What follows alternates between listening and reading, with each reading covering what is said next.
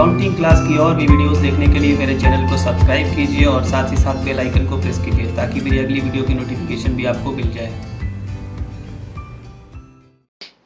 Hello and welcome to the accounting class. जब आप debentures की बात करते हैं तो वहाँ पर एक टर्म आता है डिबेंचर ट्रस्ट डीड।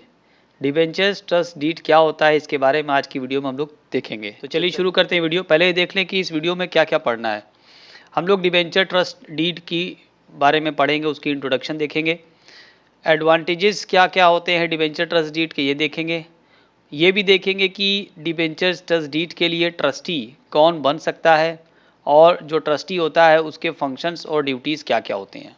तो चलिए आगे बढ़ते हैं हम लोग। Debenture trust deed, a company before issue of a prospectus और a letter of offer to the public for subscription of its debenture is required to appoint one or more debenture trustee for such debentures to protect the interest of debenture holders।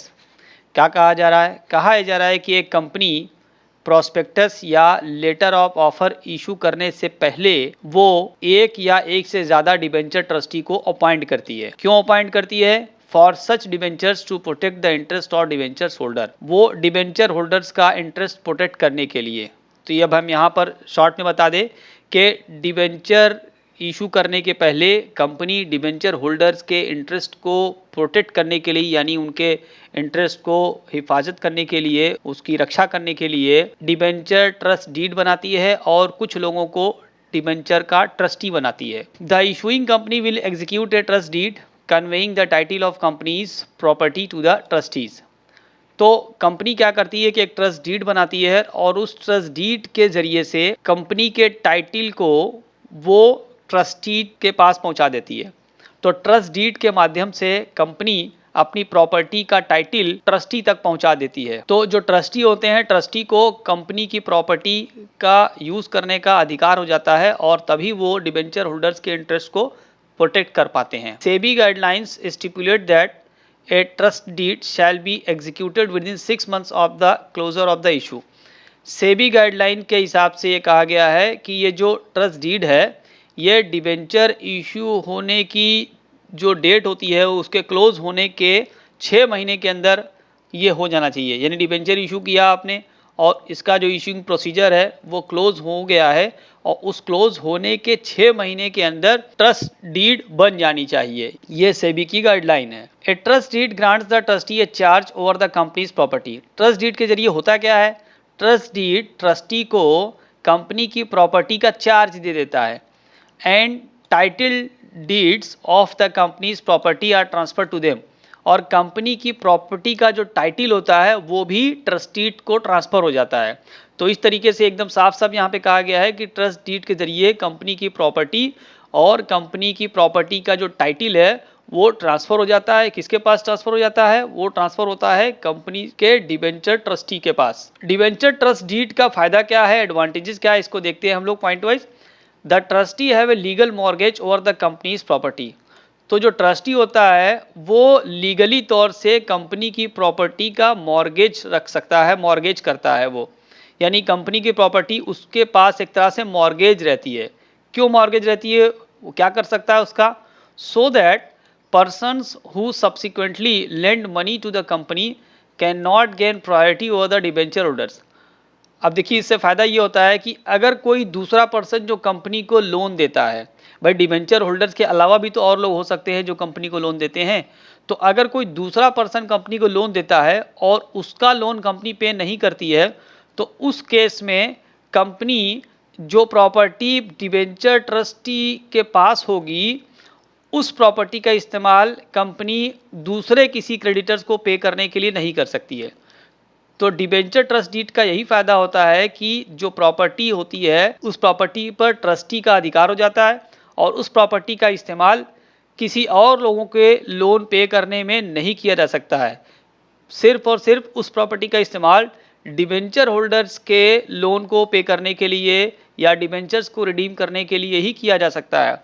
तो इस तरीके से debenture holders को priority मिल जाती है payment करने में, दूसरे किसी लेंडर्स के ऊपर। तो दूसरा जो लेंडर्स होता है वो प्रायोरिटी नहीं पाएगा, डिबेंचर होल्डर्स ही प्रायोरिटी पाएगा। If and when the company makes a default, the trustee can take action for enforcing the security on behalf of the debenture holders. दूसरा ये बताया गया कि अगर कभी कंपनी डिफॉल्ट करती है, यानी कंपनी की पेइंग कैपेसिटी कहीं से कमज़ोर हो जाती है, वो अपने लोन को पे करने में सक्षम नहीं हो पाती है, अपने लोन को पे करने में कैपेबल नहीं रह जाती है, तो वहाँ पर क्या होता है कि ट्रस्टी आगे बढ़ते हैं और ट्रस्टी आगे बढ़ने के बाद डिबेंचर होल्डर्स की सिक्योरिटी की पूरी जिम्मेदारी लेते हैं और इस तरीके से वो डिबेंचर होल्डर्स के इंटरेस्ट को प्रोटेक्ट करते हैं। तो कंपनी के डिफ़ॉल्ट के केस में डिबेंचर होल्डर्स को प्रोटेक्ट करने के लिए डिबेंचर ट्रस्टी आगे आते हैं। ये दूसरा पॉइंट बताया गया। अब आइए देखते हैं कि who can be trustee. Trustee कौन हो सकते हैं? ये देखिए, ट्रस्टी हो सकते हैं a scheduled bank carrying on commercial activity, कोई भी कॉमर्शियल एक्टिविटी चलाने वाला एक शेड्यूल्ड बैंक हो सकता है। ए पब्लिक कंपनी, एक पब्लिक कंपनी हो सकती है ट्रस्टी, ट्रस्टी मतलब debenture trustee. An insurance company, एक इंश्योरेंस कंपनी भी डिबेंचर ट्रस्टी बन सकती है। और एक बॉडी कॉरपोरेट, एक बॉडी कॉरपोरेट भी डिबेंचर ट्रस्टी हो सकती है। अब देखते हैं हम लोग डिबेंचर ट्रस्टी के फंक्शंस और ड्यूटीज़ क्या क्या हैं। पहला है to take possession of trust property in accordance with the provisions of trust deed. Trust deed में जो प्रोविज़न बताया गया है उस प्रोविज़न के अकॉर्डिंग कंपनी की ट्रस्ट प्रॉपर्टी के ऊपर अपना अधिकार करना, ये डिबेंचर ट्रस्टी का राइट होता है। दूसरा, to ensure that the assets of the company issuing debentures are sufficient to discharge the principal amount of the debentures. इस बात को इंश्योर करना कि कंपनी जिन्होंने डिबेंचर इशू किए हैं उनके पास इतनी एसेट्स है कि वो कंपनी के डिबेंचर्स को आसानी से रिडीम कर सकते हैं, यानी डिबेंचर होल्डर्स का आसानी से प्रिंसिपल अमाउंट पे कर सकते हैं। इस बात की एश्योरिटी दिलाना या इस बात को इंश्योर करना डिबेंचर ट्रस्टी का काम होता है। तीसरी बात ये कही गई है to ensure that the company does not commit any breach of the provisions of the trust deed. इस बात को भी इंश्योर करना कि कंपनी कभी भी ट्रस्ट डीड के प्रोविज़न को नहीं तोड़ेगी।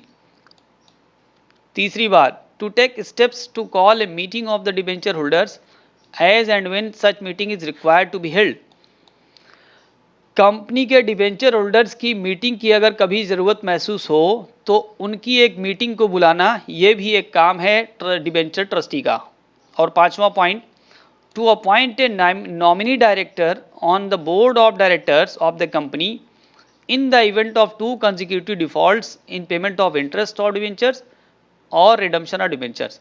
2 बार लगातार अगर कंपनी डिबेंचर्स पर इंटरेस्ट ना पे कर पाए या डिबेंचर्स का रिडम्पशन ना पे कर पाए, उसमें डिफ़ॉल्ट हो जाए, तो डिबेंचर ट्रस्टी अपनी तरफ से एक नॉमिनी अपॉइंट कर सकता है बोर्ड ऑफ डायरेक्टर्स में। इसका मतलब यह है कि बोर्ड ऑफ डायरेक्टर्स में एक डिबेंचर ट्रस्टी का भी नॉमिनी हो जाएगा उस केस में अगर 2 बार लगातार कंपनी इंटरेस्ट को फेल करती है पे करने में या डिबेंचर्स पर जो प्रिंसिपल अमाउंट हो उसको फेल करती है पे करने में। 6 point, to send communication to debenture holders in respect of defaults made by the company if any in payment of interest और redemption amount and action taken therefor. कहा जा रहा है कि डिबेंचर होल्डर्स को इस बात की सूचना देना, उनको कम्युनिकेट करना कि कंपनी इंटरेस्ट पे करने में फेल कर गई है या रिडम्पशन का अमाउंट पे करने में फेल कर गई है, और उसके बाद जो भी एक्शन रिक्वायर्ड होगा वो एक्शन को लेना। तो ये इन्फॉर्मेशन देना कि कंपनी डिबेंचर्स को फेल कर गई है पे करने में और रिडम्पशन को भी फेल कर गई है पे करने में, और साथ ही साथ अगर इसके आगे कोई एक्शन की ज़रूरत होगी तो वो लेना, ये भी एक काम होता है डिबेंचर ट्रस्टी का। उम्मीद करते हैं आपको ये सारी इन्फॉर्मेशन यूज़फुल लगी होगी। तो अगर आपने मेरे चैनल को अभी तक सब्सक्राइब नहीं किया है, इसको सब्सक्राइब कर लें और बेल आइकन को प्रेस कर दें ताकि मेरी हर वीडियो की नोटिफिकेशन मिल जाए। अपना बहुत ख्याल रखिएगा, मिलते हैं अगली वीडियो में, तब तक के लिए गुड बाय।